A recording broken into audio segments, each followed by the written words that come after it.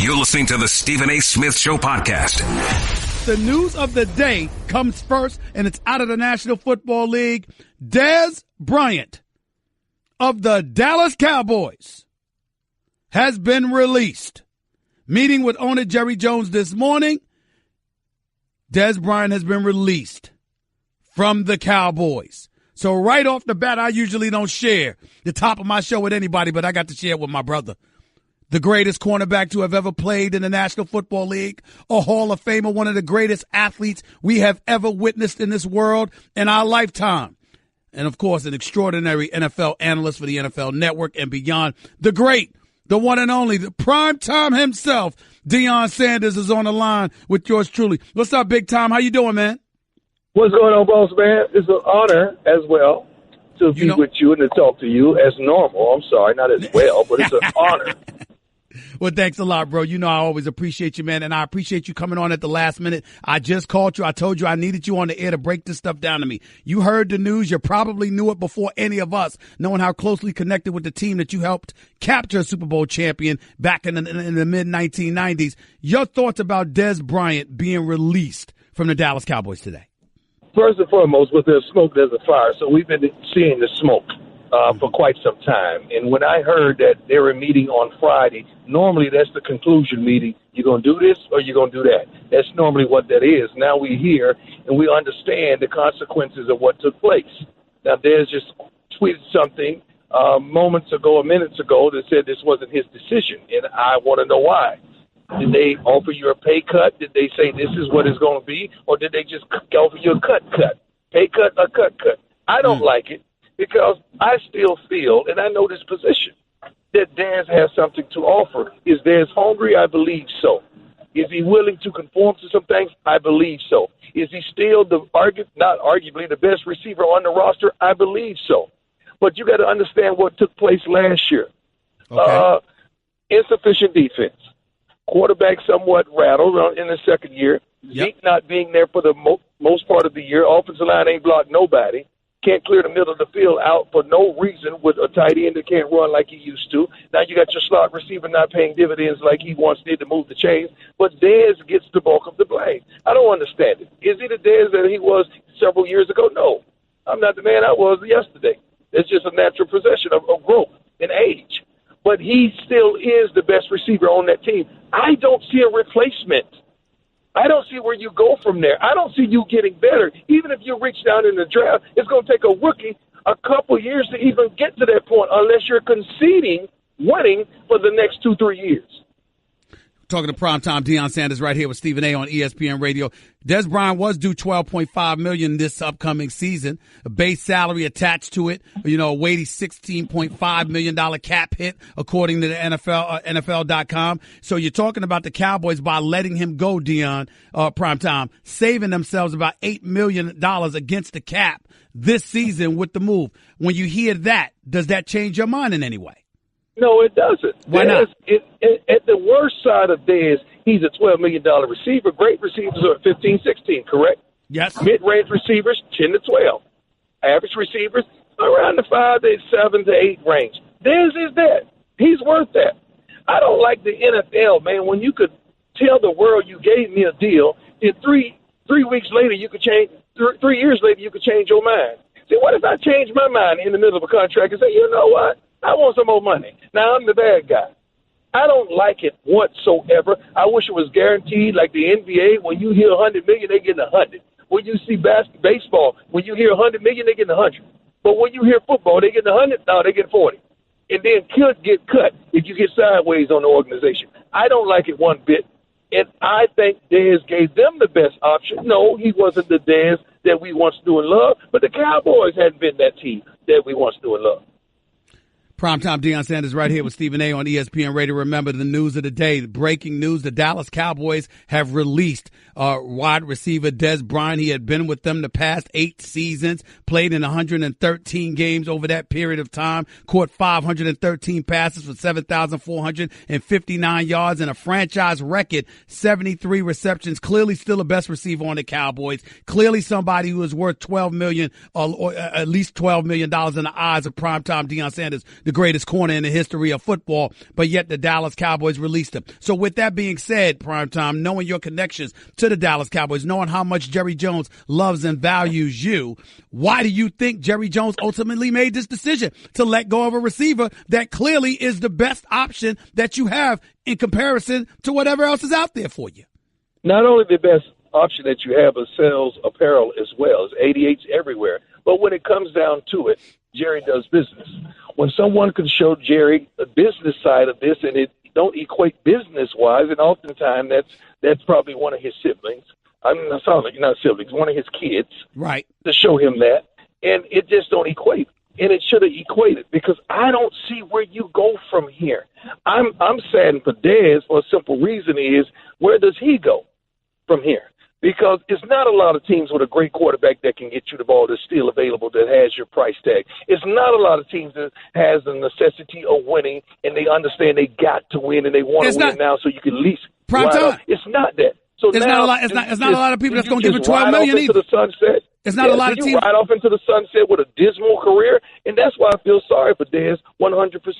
I really do. But Prime, let me play the devil's advocate here in this particular situation. Dez Bryant, like you said, clearly is not what he used to be. Hasn't had 1,000-yard receiving season since 2014. Of the eight receivers, getting paid $12+ million. I mean, he was the only one that wasn't averaging 1,000-yard seasons in his career. When you take all of those things into consideration. Okay, now, let me come back at you, Steve, because you know what we do. I know the show that you during there, you're the catalyst of the number one show in the country, how you do it, and I watch you every morning. That's why I got to come back. Now, see, those other receivers that you're talking about, the one thing that they ultimately have consistently is a quarterback. Now, see, you've been going back and forth with the Romo, then who's hurt, then Romo's not in, then he's in. Now you got Dak, okay, rookie. Now you got Zeke in and out. You got an offensive line who gave up, 5 sacks to one man in one game. That don't make sense. So the inconsistency is not just of him. The inconsistency is with his offense and with his team.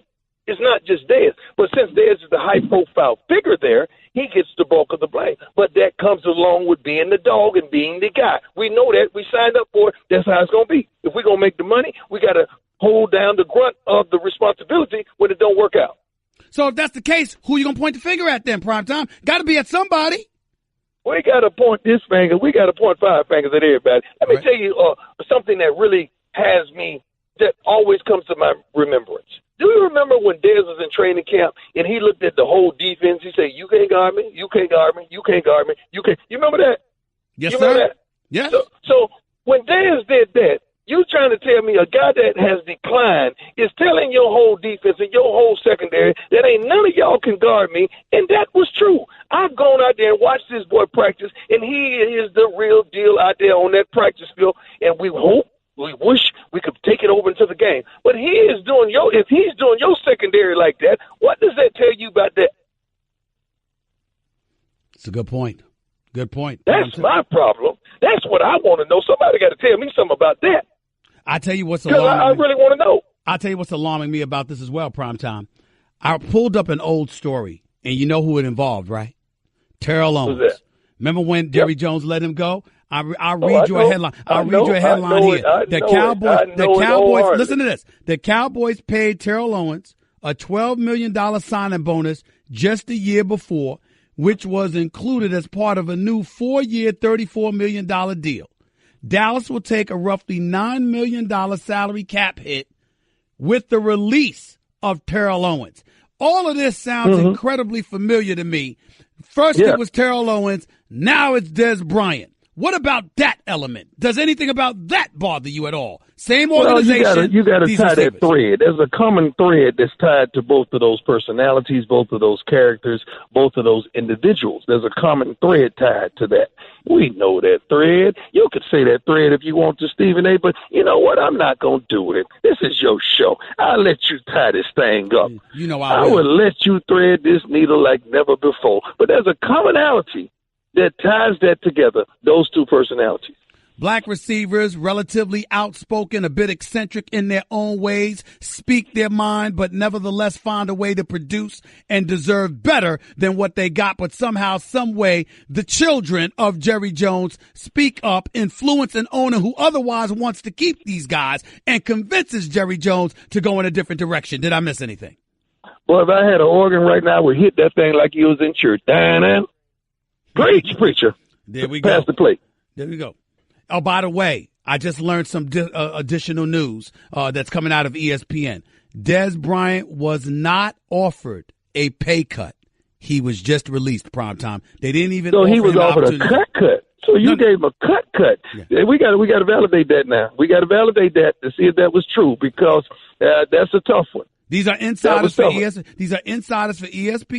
that have extended this information to me that Dez Bryant was not offered a pay cut at all. He was just released outright. Wasn't offered a pay cut. Wasn't offered an opportunity to take a lesser salary. Now that really sounds familiar to the Terrell Owens situation. It really does.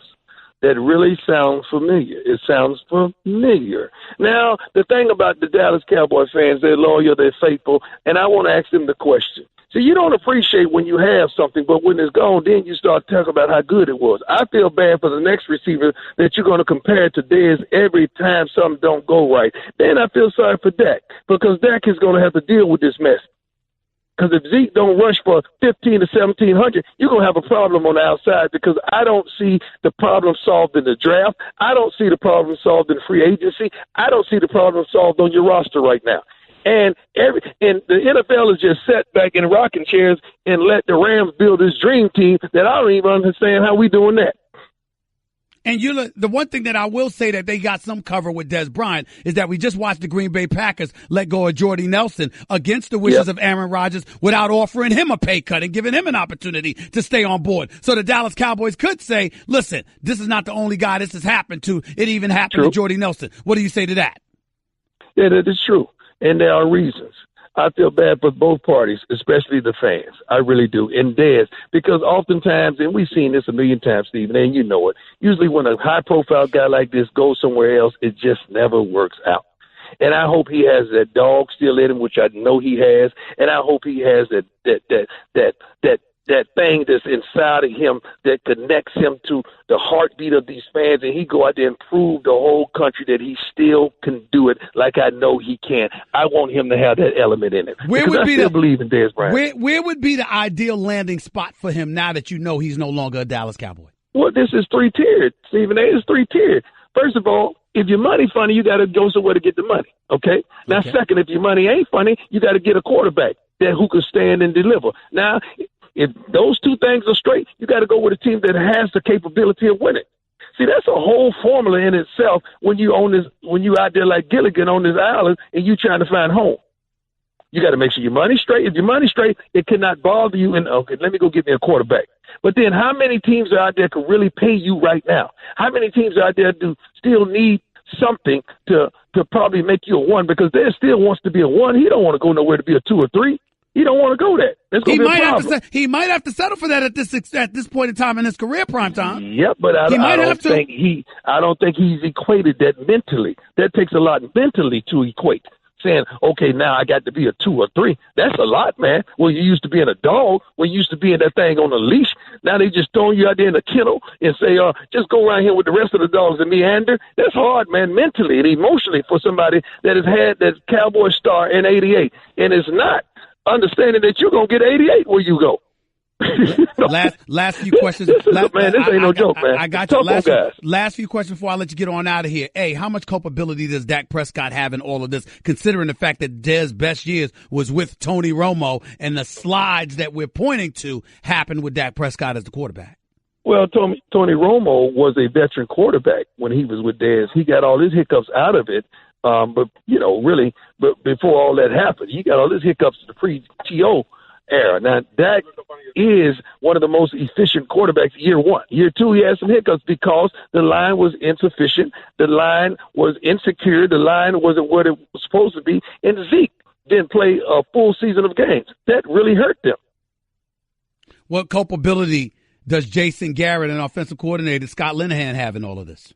Man, tell you something. Jason Garrett just a year removed from being coach of the year. Now, let's not forget that. Okay. Let's not forget. You don't forget how to coach in a year. Mm-hmm. So let's stop that shenanigans. Okay. Sooner or later, we got to look at players and point to players and say, do your job, man. Okay. Quit blaming it on coaches all the time and do your darn job. Mm. What about the offensive line? What about the offensive line that you've alluded to? Oh, they ain't blocked nobody.